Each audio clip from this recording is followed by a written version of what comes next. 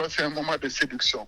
Je voudrais que tu changes ton port vestimentaire et que tu me laisses choisir les éléments de langage qui te permettront de sortir le politique que tu dois être. Et il l'a accepté avec ses équipes. Et nous avons pu travailler comme ça pour la petite histoire. Je pense que vous vous rappelez, vous les hommes de presse, vous aviez découvert un autre Mohamed Boun Abdallah Dionne pendant cette campagne-là. Mais ce qui m'a permis d'avoir cette performance, c'est son humilité. Et c'est cette humilité-là qui m'a beaucoup marqué. Son caractère humain, je me rappelle, le dernier jour de campagne, il a posé sa main sur mon cœur et il m'a dit, je n'aurai pas assez de mots pour te dire merci. Mais justement, il a continué à garder ses bonnes relations avec nous. Je retiens aussi que c'était un homme d'État, un homme très sérieux, un homme pragmatique et un leader. Parce que si vous vous rappelez, la gouvernance du président a connu des périodes de tension où très souvent, quand le Premier ministre devait intervenir et qu'il intervenait, ça pouvait calmer la tension parce que les réponses qui avaient été apportées pouvaient satisfaire les populations ou les citoyens. Et Mohamed avait le verbe qu'il fallait pour donner les réponses qu'il fallait. Donc vraiment, nous avons perdu un grand homme.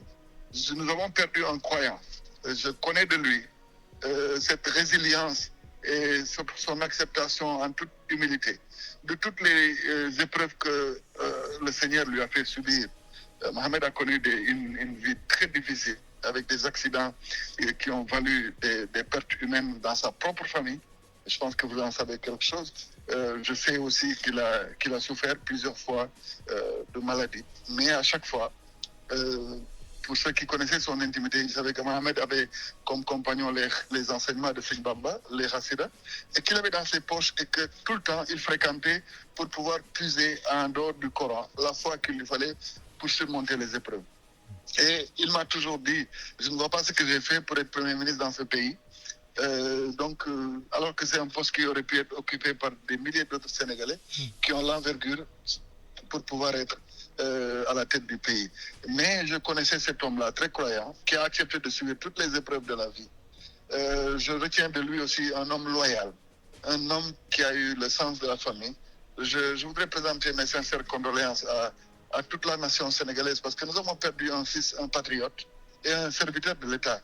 Nous avons perdu un homme affable, un homme courtois et généreux. Nous avons perdu quelqu'un de bien. Et vraiment, je présente mes sincères condoléances à son épouse et à toute la famille, à son frère Pathé, que j'ai pu connaître aussi. Et toute la famille, la famille sénégalaise, comme je dis, dans son ensemble. Et je pense aussi que nous avons bon espoir parce que nous sommes des croyants. Quand nous perdons la vie un vendredi, qui est le dernier vendredi pendant le mois de Ramadan, nous avons espoir que tout ce qui doit être fait en matière d'accueil par Allah pour son fidèle à son paradis peut être en tout cas de bon augure. Vraiment, je m'excuse d'avoir été long, mais je me devais de faire ça pour l'histoire. Je me devais de dire au Sénégal que nous avons perdu un homme d'État, un serviteur fidèle. Je me devais aussi de montrer aux Sénégalais que Mohamed a été un homme loyal à l'homme qui l'a propulsé aussi dans des responsabilités dans ce pays-là. Mais que Mohamed était aussi un homme bien, un croyant. Donc vraiment, c'est ce que je voulais dire. Et je vous remercie de l'opportunité que vous m'avez donnée pour pouvoir faire ce témoignage. Merci beaucoup à vous. Merci beaucoup à vous, Mame Boye Diao. Des témoignages yoo xam ne si yu am solo Alassane Samba Diop ñoo ngi ko doon wax léegi par téléphone